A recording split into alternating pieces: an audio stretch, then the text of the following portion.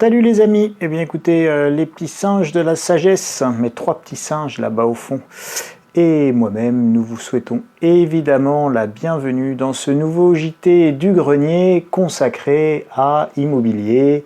Comment le gouvernement va nous provoquer la crise du siècle? Oh là, c'est compliqué, là, j'ai du mal à biduler le machin, voilà, bon, plus bouger, gentil, voilà, impeccable. Et bien voilà, écoutez, la crise immobilière, c'est de ça dont nous allons parler cette semaine. Coucou les amis. La crise immobilière, pourquoi la crise immobilière? Eh bien parce que le gouvernement, alors ceux-là, ceux qui l'ont précédé, ont pris un certain nombre de décisions qui, mises bout à bout, les unes avec les autres, amènent à la situation à laquelle nous sommes aujourd'hui. Et vous allez voir comment ce krach immobilier, eh bien, il est en train d'être déclenché, et avec des éléments extrêmement factuels, et donc notamment un certain nombre de paradoxes extrêmement forts, d'objectifs complètement contradictoires, qui nous font arriver à quelque chose de complètement délirant sur le marché immobilier, qui est un petit peu à l'image de tout ce qu'on vit, que ce soit sur le marché immobilier, sur le marché de l'énergie, sur voilà. On est dans des contradictions permanentes, des espèces d'injonctions contradictoires qui font qu'en fait, à force d'essayer de faire cohabiter tout et son contraire, eh bien évidemment, on arrive à rien, on n'arrive plus à rien. C'est pas un sujet, vous allez voir, je vais pas l'aborder de manière politique. Il ne s'agit pas de dire je suis pour le camp de machin ou contre le camp de bidule, je suis de gauche, je suis... Peu importe en fait. En réalité, on va simplement regarder les faits, regarder les différents éléments que nous avons à notre disposition et vous allez voir quand même qu'il y a un certain nombre de choses qui doivent nous interroger. Encore une fois ici, pas de vérité absolue, mais une envie de réfléchir et de participer à la réflexion citoyenne sur les grands enjeux, et en l'occurrence là un enjeu immense qui est celui de l'immobilier, parce qu'on a tous besoin de se loger, que l'on soit propriétaire, que l'on soit locataire, que l'on soit multipropriétaire et que l'on loue des appartements à d'autres. Bref, on est tous concernés évidemment par le logement, et le logement il a une valeur d'usage, c'est l'un des placements d'ailleurs qui a le plus de valeur d'usage, puisqu'évidemment on habite dans sa maison. Alors regardez, le chiffre que les vedettes des ministères ont légèrement oublié tout de même, et qui devrait... qu'on devrait tous avoir en tête. En fait, il y a un certain nombre de chiffres qu'on doit avoir en tête. Alors, on a coutume de dire « Ah, les chiffres, ça n'intéresse pas les gens ». Non seulement ça intéresse les gens, mais en plus, il faut que les gens s'y intéressent, il faut tous qu'on s'intéresse aux chiffres. Alors, non pas des milliers de chiffres, on peut en sortir des dizaines et des dizaines, mais des chiffres majeurs qui permettent d'avoir les grands ordres d'idées à l'esprit en tête quand on parle d'un sujet, eh bien ça permet évidemment de situer les grands enjeux, de quantifier les grands enjeux. Et là, on a 1200 milliards d'euros d'encours de crédit immobilier, 1200 milliards d'euros d'encours de crédit immobilier. Alors c'est à peu près la moitié du PIB de la France, sous forme d'encours de crédit immobilier, de dette immobilière. Alors vous imaginez que si nous avons un problème sur les dettes immobilières, eh bien nos banques qui financent évidemment ces crédits immobiliers, eh bien nous aurons un problème sur les banques. Et si nous avons un problème sur les banques, eh bien qui c'est qu'on appelle à la rescousse, tel un capitaine Flamme qui viendrait du fin fond de la galaxie sauver le genre humain? Eh bien c'est l'État. Et l'État, c'est vous, c'est moi, c'est les gens, c'est nous. Et donc, c'est surtout que ce qu'on veut économiser d'un côté, eh ben, on peut le perdre au centuple de l'autre côté en déstabilisant le marché immobilier. Alors, le marché immobilier, c'est quelque chose d'extrêmement fragile. Et on a atteint un point de rupture. Et je m'en vais vous expliquer le point de rupture que nous avons atteint et qui est très grave. Et donc, c'est primum non nocere, donc d'abord ne pas nuire, comme le disait la locution latine utilisée dans le serment d'Hippocrate. Alors, c'est valable en médecine, d'abord ne pas nuire, que mon action de médecin, mon action médicale ne nuise pas plus que la maladie elle-même, donc je ne dois pas aggraver le cas de mon patient. Eh bien en économie, c'est exactement pareil. Tous les économistes devraient s'appliquer le serment, non pas d'Hippocrate, mais d'Hypocrite, et donc d'abord ne pas nuire. Parfois, ne rien faire en économie est mieux que de mal faire, et donc il faut évidemment se poser les bonnes questions et beaucoup réfléchir et tourner, comme disait ma mamie, 7 fois sa langue dans sa bouche avant de l'ouvrir. Voilà, donc je voulais juste vous rappeler ce chiffre, 1200 milliards, si nous avons un problème sur le marché des dettes immobilières, nous avons un problème avec nos banques. Si nous avons un problème avec nos banques, nous avons potentiellement, évidemment, une crise systémique. Ah voilà. Alors, quelques exemples de contradictions majeures. Je vous ai dit, je n'aborderai pas le sujet de manière politique. Je me fiche de savoir si on est pour ou contre l'immigration.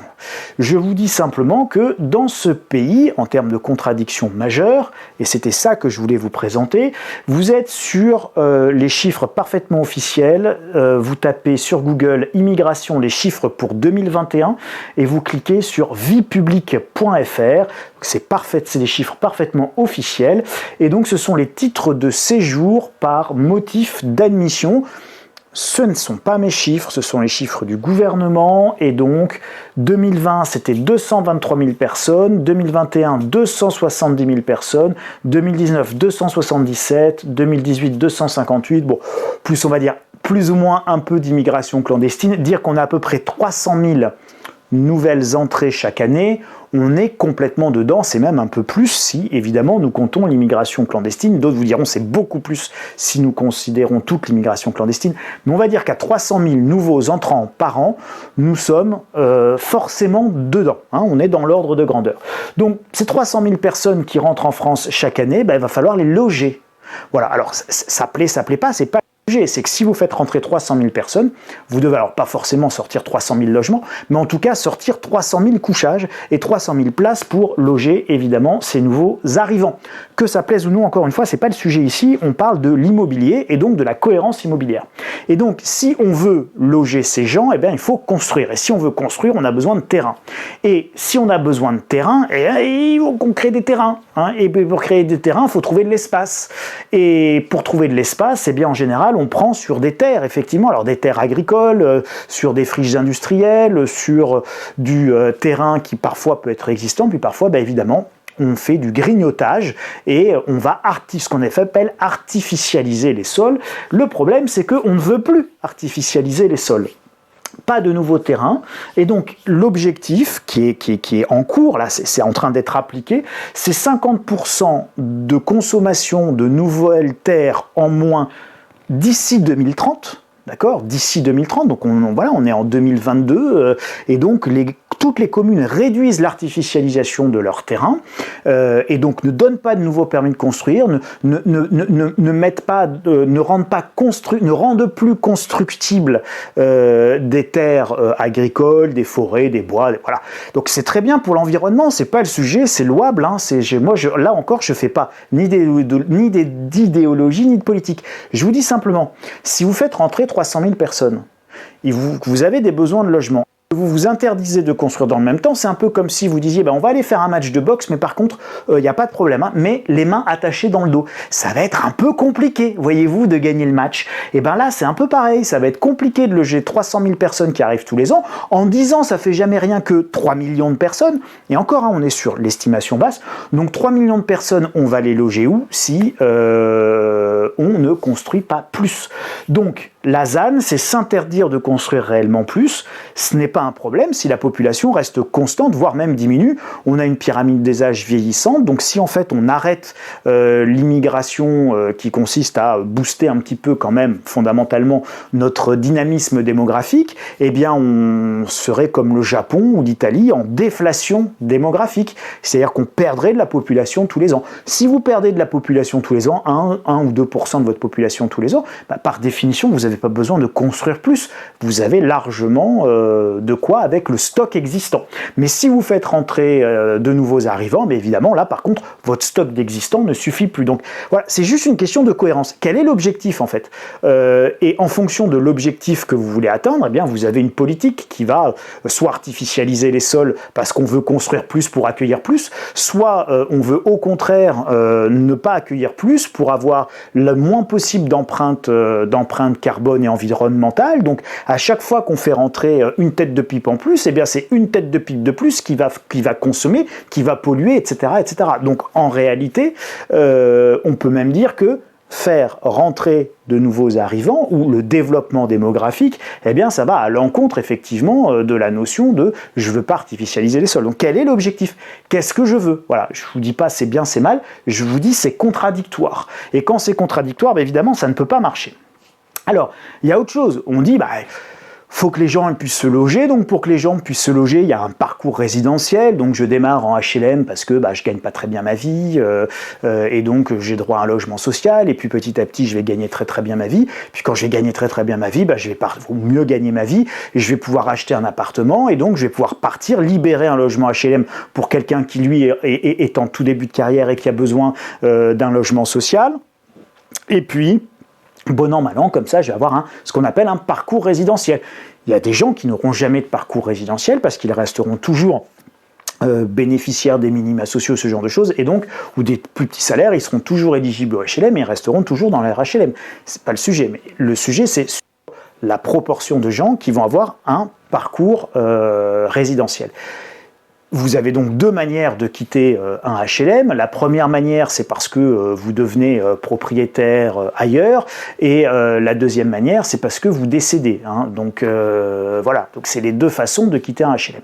Donc si vous voulez augmenter la rotation dans le parc HLM pour qu'il n'y ait pas 25 ans d'attente, ce qui est le cas aujourd'hui en Ile-de-France, eh bien vous avez intérêt, dès que les gens ils ont un petit peu 4 sous, de leur permettre de devenir peut-être propriétaire et donc d'acheter. Pour acheter, il y a deux choses. Il y a le PTZ, le prêt à taux zéro, que le gouvernement veut supprimer. Et puis, il y a le fait d'emprunter le reste de la somme. Et donc, vous avez ce qu'on appelle le taux d'usure, qui est le taux maximum autorisé. Alors, c'est la moyenne des taux faits par les banques, enfin, pratiqués par les banques les 3 derniers mois. Donc, ça a toujours 3 mois de retard, majoré de 1/3.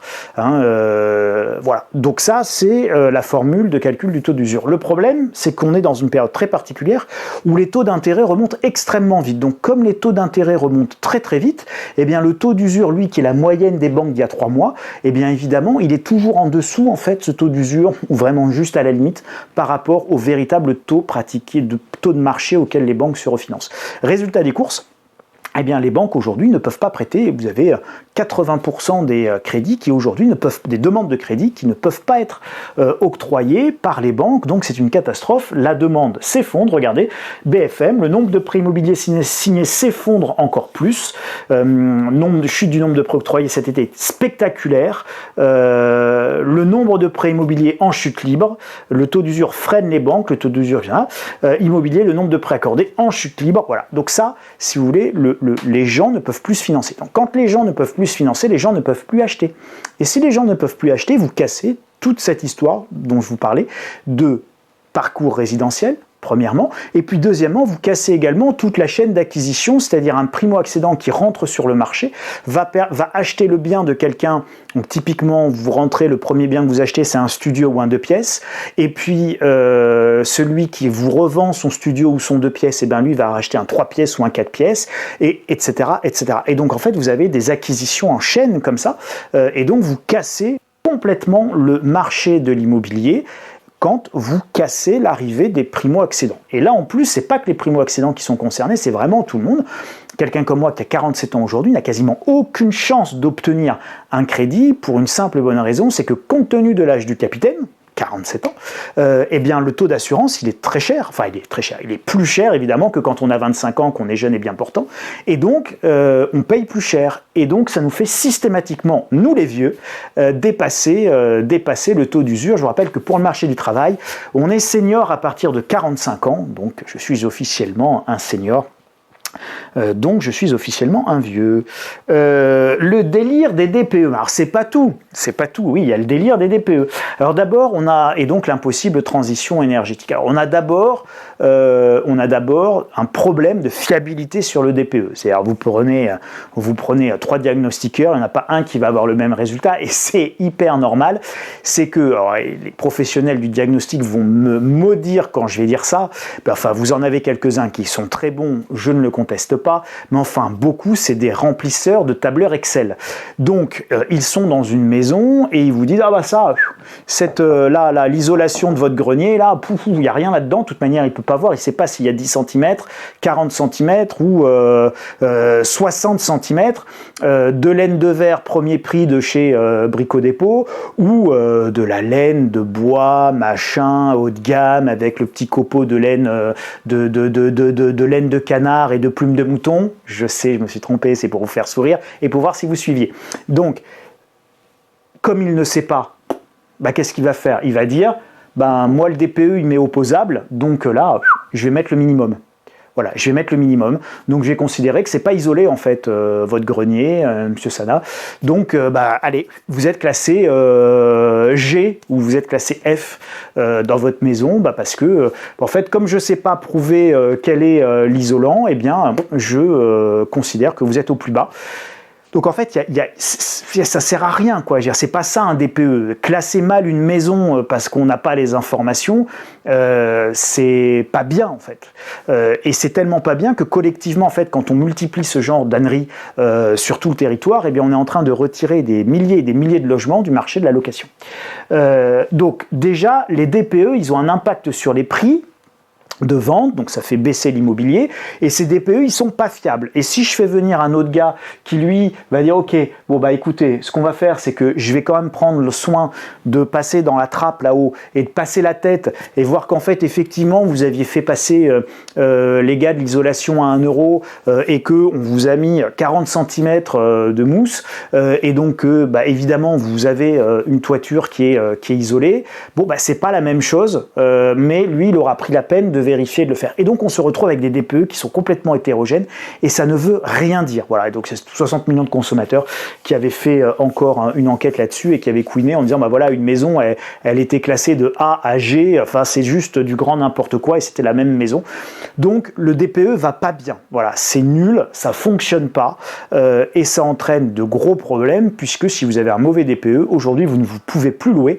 Donc, les G, vous pouvez déjà plus louer et puis d'ici 2030, on va monter jusqu'au qu'on ne pourra plus louer, donc il faudra être dès d'aujourd'hui pour pouvoir continuer à louer. Autant vous dire que il y aura quasiment les 3/4 de la France qui ne seront plus louables d'ici 2035. Donc c'est une catastrophe. Et donc évidemment, si je ne peux pas louer, si je ne peux pas acheter, d'accord, puisque j'ai pas de crédit, j'ai en plus accessoirement un petit blocage des loyers, eh bien on a, regardez, une chute des ventes, une pénurie de logements neufs, une augmentation des prix, allons-nous vers une crise majeure, se demande le bien public, qui n'est pas franchement parler un canard complotiste ou inquiétant, ou inquiétantiste ou pessimiste, mais il pose la vraie question, c'est est-ce qu'on va vers une crise majeure? Là il se passe n'importe quoi sur le marché de l'immobilier, tout est contradictoire, je peux pas loger les gens et virer la moitié des biens parce qu'ils sont mal classés en termes de DPE. Moi, vous savez, je suis quelqu'un d'hyper pragmatique, je suis pour la transition énergétique, je suis pour que les oiseaux chantent, je suis pour que tout le monde soit riche, je veux que tout le monde soit bien portant et je veux que tout le monde soit très heureux. Mais en plus, je vous le dis très très sincèrement, je suis vraiment pour ça. Bon, simplement, je pense très modestement qu'il vaut mieux avoir un toit sur la tête qu'une tente quechua sur la tête. Donc il vaut mieux un mauvais toit que pas de toit du tout et que juste un toit de tente et une toile de tente. Donc voilà, il faut être très très pragmatique. Et donc on ne peut plus louer car il faut faire des travaux de rénovation pour les biens classés G, puis E, puis F. Ça retire beaucoup de biens du marché, ok. Et vous savez, il faut du temps pour faire les mises aux normes. C'est-à-dire que c'est compliqué de faire une mise aux normes. Ça prend du temps. Il faut trouver l'argent, et même quand vous avez trouvé l'argent, tout ne s'achète pas. CF, là, pour le reste, il y a Visa, mais l'amour ne s'achète pas. Eh bien, c'est pas vrai, il y a plein de choses qui ne s'achètent pas, y compris avec une Visa, parce que il faut les artisans, il faut les matériaux, il faut les bonnes pompes à chaleur, il faut les bons isolants, il faut plein de choses. En plus même de l'argent, je ne vous parle même pas de l'argent et de la rentabilité. Quand vous êtes dans des petites villes avec des petits loyers, c'est une catastrophe. Les coûts sont déments de la rénovation énergétique et donc c'est pas du tout rentable pour un bailleur que de procéder à ces travaux. Il va avoir 30 ans avant de les amortir. Donc ça n'a pas trop de sens en fait économique. Donc ça peut avoir un sens parfaitement écologique, mais à ce moment-là, faut mettre des moyens en place pour aider.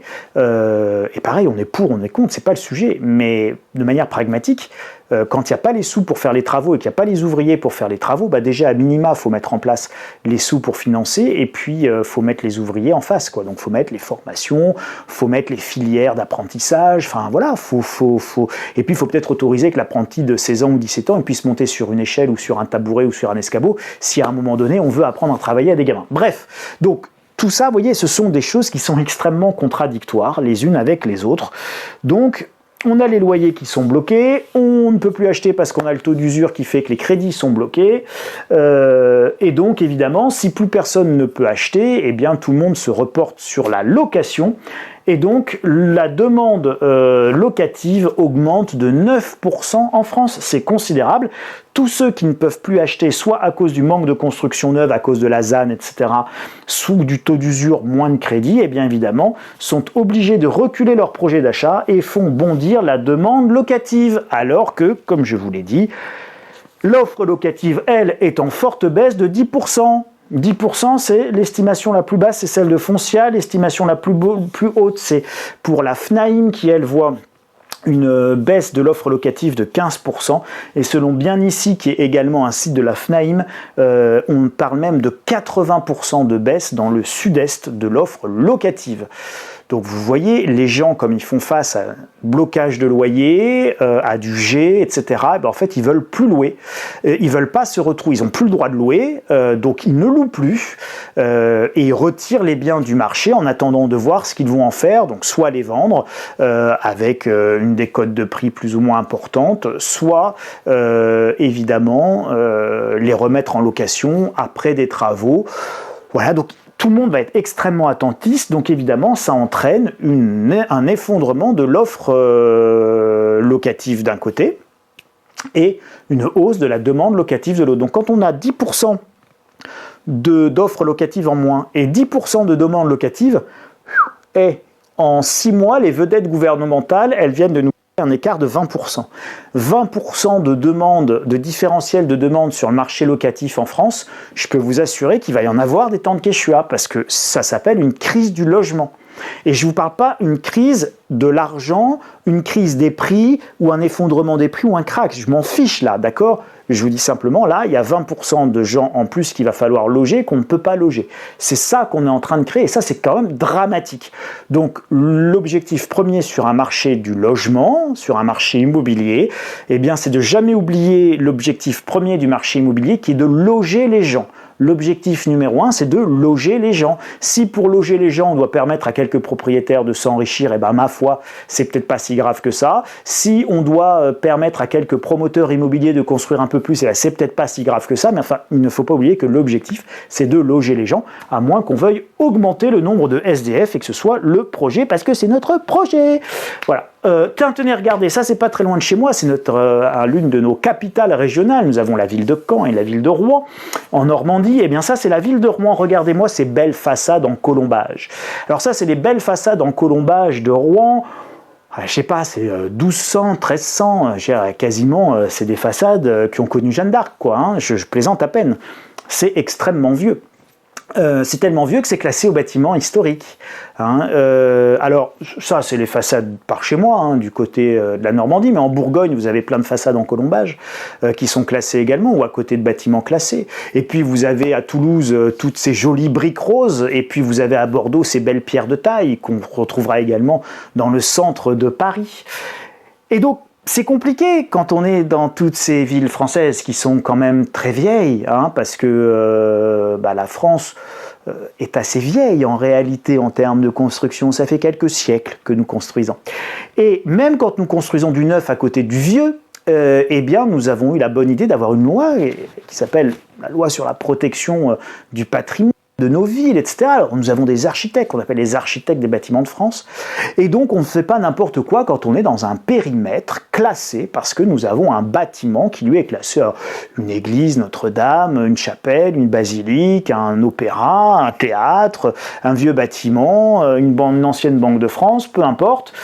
Et donc, quand vous êtes dans un rayon de 500 mètres, eh bien, vous devez vous conformer à un certain nombre de critères qui vont protéger notre patrimoine historique. C'est très bien, c'est louable, hein, là aussi, c'est comme la transition écologique, c'est comme la zéro artificialisation, voilà, tout ça, ce sont des objectifs louables. Mais le problème, c'est que vous voyez, quand je suis là, eh bien, je ne peux pas mettre de fenêtres PVC qui sont pourtant les moins chères et les plus efficaces. Je ne peux pas mettre de panneaux solaires parce que je ne mets pas de panneaux solaires en face de la cathédrale de Rouen. C'est pas beau, dira l'architecte des bâtiments de France. Je veux pas de panneaux solaires. C'est embêtant quand je veux devenir un bâtiment à énergie positive si je ne peux pas mettre un mécanisme de production d'énergie, voyez-vous, pour faire de l'eau chaude par exemple, ou même pour produire de l'électricité. Donc c'est compliqué si vous me retirez ça alors que vous me demandez de faire des travaux pour consommer beaucoup moins. Je ne peux pas coller vous savez, des gros plots de colle là, avec des grandes plaques de polystyrène. Bon, je ne sais pas si ça va être très durable, mais enfin c'est comme ça qu'on isole par la façade globalement aujourd'hui. L'architecte des bâtiments de France, il ne veut pas que je vous colle du polystyrène sur ces belles façades à colombage, sur ces belles briquettes rouges de la ville rose de Toulouse, sur ces belles pierres de taille que l'on retrouve à Bordeaux, et puis ce sera pareil dans tous les centres-villes et dans toutes les grandes villes de notre pays. Alors, je ne peux pas isoler par la façade. Vous me direz, vous isolez par l'intérieur. Mais c'est compliqué par l'intérieur parce qu'il y a une autre loi. L'autre loi, elle dit que c'est minimum 9 mètres carrés par pièce. Et vous savez, quand vous avez des petites pièces et que l'isolation par l'intérieur, elle est beaucoup moins efficace que par l'extérieur, il faut mettre beaucoup plus d'épaisseur à l'intérieur. Et donc, vous allez dans des petites pièces parce que c'est petit tout ça. C'est petit, vous n'avez pas des pièces de 50 mètres carrés, évidemment, c'est des vieux logements, avec des petites pièces, des hauteurs sous plafond relativement faibles, parce qu'à l'époque, on savait que ça coûtait cher de chauffer, donc on avait des petites pièces. Eh bien, vous passez, si vous mettez 40 cm d'isolant intérieur, globalement, vous passez plus dans votre bail, vous ne pouvez plus mettre 2 chambres, 3 chambres, 4 chambres, vous avez que des pièces inférieures à 9 mètres carrés, donc vous ne pouvez plus louer non plus. Bref. Ce que je veux vous montrer, ah oui, et puis le dernier exemple, c'était les pompes à chaleur, les PAC. Vous savez, pour mettre des pompes à chaleur, c'est ce que le gouvernement veut qu'on mette pour la rénovation énergétique, mais les pompes à chaleur, elles ont besoin d'un compresseur qu'on est obligé de mettre à l'extérieur. Et ce compresseur qu'on met à l'extérieur, faut bien le mettre quelque part. Et puis évidemment, l'architecte des bâtiments de France, il n'a pas envie que vous mettiez sur ces belles façades avec quelques clous, des compresseurs à la vague comme je te pousse et que vous vous retrouviez à Naples, il n'y a plus qu'à rajouter le linge qui pendouille au balcon et là on est au taquet, on se retrouve à Naples en Italie. Eh bien les architectes des bâtiments de France, ils veulent pas ça. C'est très beau Naples au demeurant, mais voilà. C'est pas possible. Donc on peut pas mettre les pompes à chaleur, on peut pas mettre de PVC double vitrage, on ne peut pas mettre de panneaux solaires, bref, on peut rien faire, donc c'est super. Une loi, la transition énergétique, est rendue inopérante par une autre loi, la protection du patrimoine, et là, les architectes des bâtiments de France qui veillent à l'homogénéité, à la beauté de nos centres-villes. Merci, au revoir, pas de transition énergétique possible, le G reste en G, le G ne peut plus être loué, le G restera donc non louable et non loué, non occupé, et donc c'est super, les gens iront se loger dans la rue. Conclusion, eh bien évidemment on est sur une crise immobilière majeure qui est sur le point d'arriver. Au-delà même des prix de l'immobilier, ce qui doit d'abord préoccuper tout citoyen, je dirais, soucieux du bien commun et du bien collectif et du bien-être de son prochain et vraiment de notre population au sens large, c'est déjà que avant que la crise devienne immobilière, qu'elle ne soit pas tout d'abord une crise du logement. Et donc là en fait aujourd'hui on est en train de créer une crise du logement. Et ça c'est gravissime et c'était le coup de gueule que je voulais pousser aujourd'hui. C'est que le gouvernement, par cet empilement de lois, par cette absence d'objectifs et par ces contradictions majeures, est en train de créer une crise du logement, c'est-à-dire qu'on va créer des SDF. On va créer une impossibilité de loger les gens de toutes pièces, alors que nous avons les logements en nombre suffisant. Donc là, ça c'est dramatique. Nous avons les logements en nombre suffisant. Donc après, cette crise, elle est créée de toutes pièces par, je vous l'ai dit, l'augmentation des taux par la Banque centrale, le refus d'ajuster les taux d'usure par rapport à cette augmentation des taux. Des lois incompatibles entre elles, respect du patrimoine et amélioration de la consommation énergétique des bâtiments d'un côté, et puis évidemment, par exemple, les protections du patrimoine de l'autre. La ZAN qui raréfie l'offre neuve et qui empêche de construire en quantité suffisante, l'augmentation de la population qui fait évidemment augmenter le besoin de logement et la hausse de la demande locative, la baisse de l'offre de location comme la baisse de l'offre d'achat. Tout ça concourt évidemment à créer un énorme déséquilibre entre l'offre et la demande. Et quand vous créez un énorme déséquilibre entre l'offre et la demande, vous créez les conditions d'une crise majeure. Donc oui, la crise immobilière sera terrible en 2023. Il y aura une baisse des prix, mais je dirais que c'est même pas trop ça le problème. Le problème, c'est avant tout la crise du logement que l'on est en train de créer. À ceci N'oubliez pas de rajouter, tant que nous y sommes, la hausse des taxes de la fiscalité, avec notamment les taxes foncières. Et donc, quand vous augmentez les taxes foncières, qui représente aujourd'hui presque 3 mois de loyer, donc les propriétaires payent 3 mois de loyer pour le foncier, eh bien vous avez un effondrement de la rentabilité qui est renforcé par la nécessité de faire des travaux que dans bien des endroits vous ne pouvez même pas mener parce que les lois vous avez des lois qui vous obligent à mener des travaux et d'autres lois qui vous empêchent de faire ces travaux. Vous avez un blocage des loyers, souvenez-vous l'IRL, donc avec l'inflation, il a été limité qu'à 3,5, mais les propriétaires, eux, ont une explosion de leurs taxes foncières et de leurs charges, et donc vous avez un effondrement de la rentabilité, donc les investisseurs vont fuir le marché de l'immobilier. En fuyant le marché de l'immobilier, eh bien, on va faire effondrer là aussi la construction du neuf, et donc il y aura moins de logements, donc on va créer un choc d'offres où l'offre n'est plus suffisante, donc c'est un choc d'offres inversé là, c'est vraiment, on va manquer de biens, et donc toutes les conditions sont en place pour une crise immobilière qui va coûter très très cher à l'État,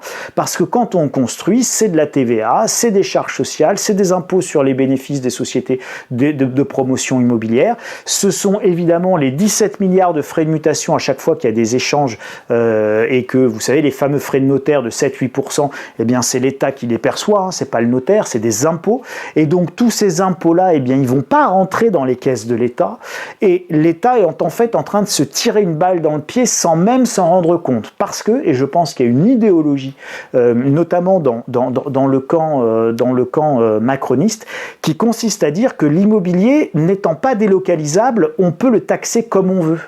Mais en fait, l'immobilier répond à des grands équilibres.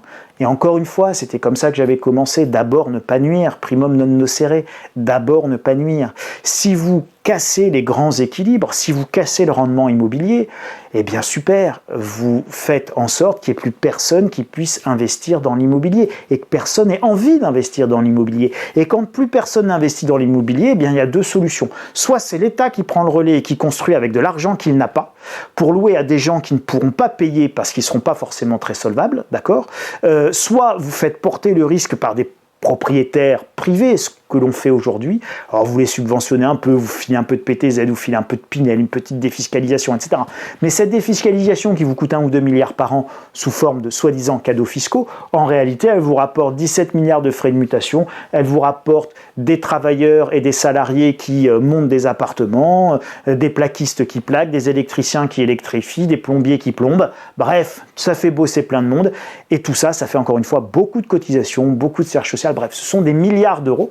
Et quand vous cassez tout ça, eh bien, pour économiser quelques tout petits milliards, vous allez vous priver d'une manne financière énorme.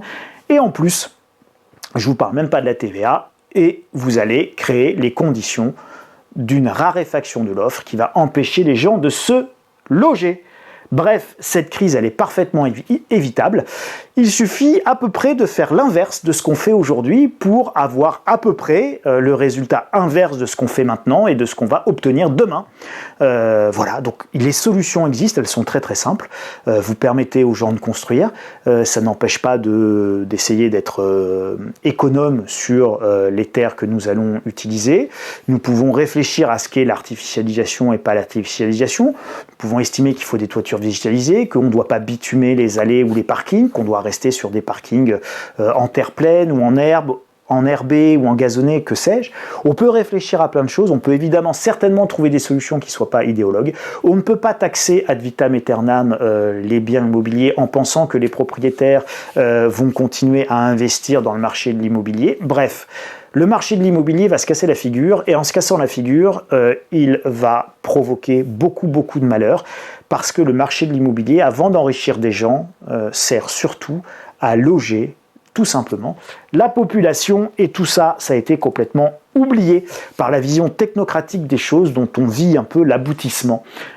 Aujourd'hui, je rappelle que les DPE, machin, tout ça, c'est aussi au niveau européen que ça s'est décidé, il n'y a pas que la politique politicienne française. Donc évidemment, on applique des directives européennes, on les décline, c'est ultra technocratique. On a dit que nous allons faire la rénovation énergétique à marche forcée. Eh bien, on va se planter, les amis, on va se planter, et le plantage, c'est maintenant. Le changement, c'était hier avec... le changement, c'était maintenant, c'était le slogan d'hier avec Hollande. Mais je peux vous dire que dans l'immobilier, le plantage, c'est maintenant. Merci. merci, un pouce, partagez, diffusez, envoyez ça à vos députés pour qu'ils comprennent ce qui est en train de se passer. Et qu'on va se faire justement dépasser par les âneries. Vous pouvez me retrouver sur Twitter sur @insolentiae, vous abonner évidemment sur la chaîne Le Grenier de l'Écho ici, activer les petites notifications, vous abonner à la lettre stratégie en vous connectant là-haut, ça vous emmènera sur insolentiae.com/boutique, ou vous abonner gratuitement à la lettre d'information du site Insolentiae, qui est une lettre quotidienne et gratuite. Voilà les amis, bonne réflexion autour de cette crise immobilière qui, avant même d'être une crise immobilière et financière, va être avant tout une crise du logement.